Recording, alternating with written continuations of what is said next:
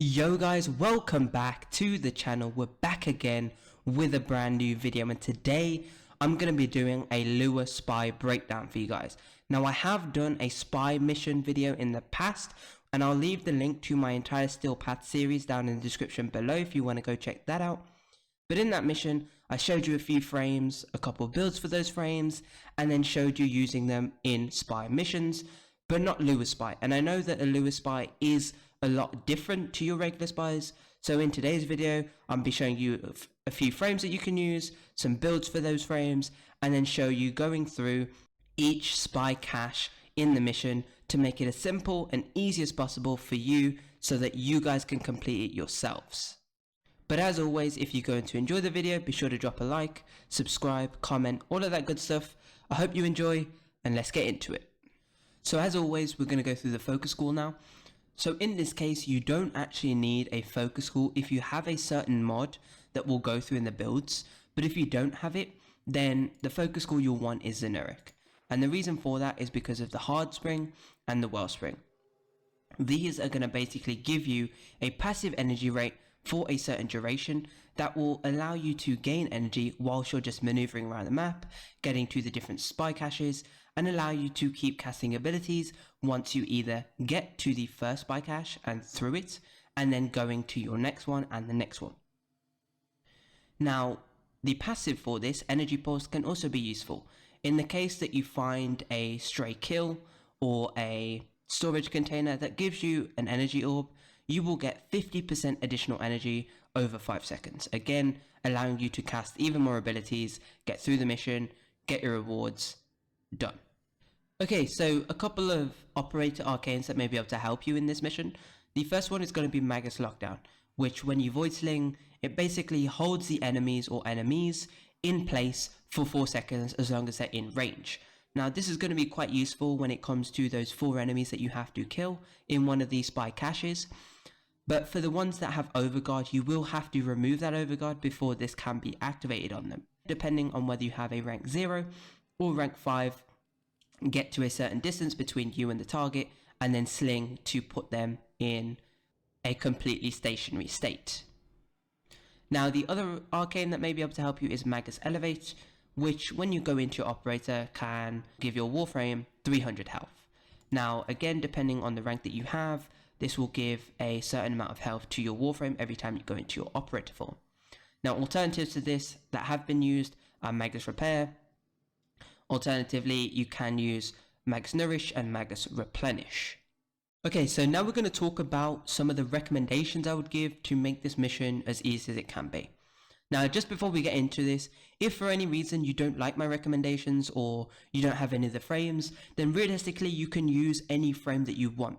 Because the beauty of a Lure spy mission is that unlike regular spy missions, there are no enemies which can trigger the alarm, right? The only way to have that timer come up before all the data's gone is if you get hit with the laser. So as long as you dodge the lasers, you can use whatever frame you please. But for my recommendations, the first one I would recommend is Wukong. Now I would recommend this to anyone for any spy mission ever, because he's just so good for it, right? His second ability, Cloud Walker, allows you to maneuver very quickly in that form, and also you can go through these lasers and things and not trigger any alarms. Secondly, he's got his passive, which gives you 3 life-saving abilities, which in the case of defeating those 4 enemies is going to be very useful, especially if you don't have the weaponry for it on a Steel Path mission, for example. So the second frame I would recommend is Limbo. Now, I would only recommend this to those people who maybe are a little less confident in dodging these lasers, because Limbo has his rifting ability basically. When you roll in his form, you go into the rift dimension, and in that dimension it's completely separate to the current one, and even if you go into a laser, it will not trigger the alarm. So you can go through as many lasers as you want, and you can trip no alarms whatsoever. Now the final frame I would recommend is Nova, and she's like Wukong in that she can dodge lasers with her third ability, Wormhole. You put a wormhole straight through any laser, you will go straight past it, not activate the alarm, and can carry on with the mission that easy. So now we're going to get into the builds, and I will be going through the mission with all 3 of these frames so I can show you how it works with all of them. But let's get into it. Okay, so for the first frame, we're going to be going through Wukong. Now the build itself is pretty simple. In the aura mod, we're running Steel Charge for mod capacity. Now this is going to give us the highest at 18. Plus, if you are using a melee weapon to fight the 4 enemies, then this 60% melee damage is going to be useful to you. Then we've got Streamline, but for some efficiency, of course, always useful when it comes to casting a lot.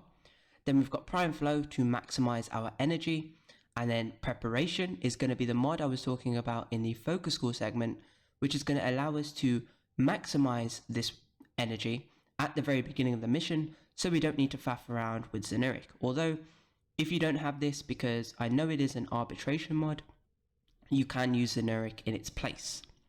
Then we've got Augur Message, Prime Continuity, Narrow-Minded, Constitution, and Naira's Hatred for ability duration, plus a little bit of health.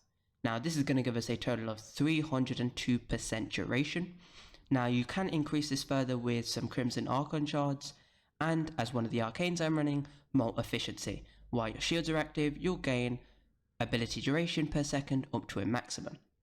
Now depending on the rank of your Molt Efficiency, you will get more or less duration and a higher or lower maximum. And then in the other Arcane slot I'm running Guardian, although you don't need this as you have all the survivability you need in your second ability and also your passive, which gives you 3 life-saving abilities. Okay, so now we're going to go through the second frame, which is going to be Limbo. Now in this case, we're not actually using any of his abilities. All we're focusing on is speed and survivability when it comes to fighting those 4 enemies. So first of all, we are using Sprint Boost for extra sprint speed, of course. Then we've got Rush as well, and a Mars Anguish for even more sprint speed and a bit of bullet jump speed. And then Proton Pulse for even more bullet jump speed. Now, if you don't have this, then you can just use Armored Agility. Gives you a little bit of armor as well, which is nice. Then we've got Umbral Fire Mat and Umbral Vitality for our survivability, giving us even more armor and health. Then we've got Primed Vigor here for shield and health. Now if you don't have the primed version of this, then just slap on Redirection, because it's going to give you a larger total than just using the normal vigor. And then we have Endurance Rift up here for extra parkour velocity. Now in terms of Arcanes, I am also using Arcane Consequence, which I get a quick headshot at the very start, gives me that extra parkour velocity that I need to then make me even quicker to get to those spy caches. Okay, so this is a minimal build for Nova because of her Majuro polarities. It kind of screws us over a bit in some of these mods. But in the Aura mod, we have Energy Siphon, giving us that passive energy rate to keep using our abilities, etc. Then we have got Fleeing Expertise here for some efficiency. Again, always nice to have when it comes to casting a lot. Same as the previous build, we have Preparation and Prime Flow here to maximize our energy capacitance and maximize the amount of energy we have at the start of the mission so we can cast right away. We have Overextended and Stretch, giving us a lot of range and giving our wormhole a 100+ meter range. Then we have got Umbral Intensify here to give us a bit of survivability. Now if you have Prime Vigor, for some reason you don't have Umbral Vitality, then if you have a rank 9 or above, this is going to be the same or even better than Umbral Vitality, giving us a total of 100 health and shield. Now in terms of Arcanes, using Guardian and Aegis, but again, hopefully you shouldn't need these. Now, the next build I am going to show you is for a companion, which is going to help you stay alive a lot more. So if you want to use that, then you can do so. Okay, so for the companion, we are going to be using Shade Prime, or whatever version of Shade that you want or have. Now, for the miscellaneous mods, we've got Prime Animal Instinct and Vacuum. Now, these shouldn't make much of a difference since we're not going to be picking much up and we're not going to be looking for enemies. Then we have got Primed Regen, Calculated Redirection, and Enhanced Vitality to keep our Shade alive. If you don't have Prime, just put on the normal one. Just be aware that you will only have 1 regen. Then, to help us and keep us alive, We have Guardian, which is going to boost our shields as soon as it runs out. This does have a 30-second cooldown. Shield Charger, which is going to increase our shields and shield regen by 60% each for 10 seconds. Again, has a 30-second cooldown. Medi-Ray, which is going to occasionally heal us by 12% of our health over 4 seconds, which is why it might be a good idea in the case of Nova to use Umbral Vitality opposed to Primed Vigor, which is going to give us both health and shield. And then also we have Ghost. Now this is the main thing here. Once we're in a line of sight of an enemy, we're going to go invisible. And that invis is not going to wear off unless that enemy is out of range or goes blind or is killed.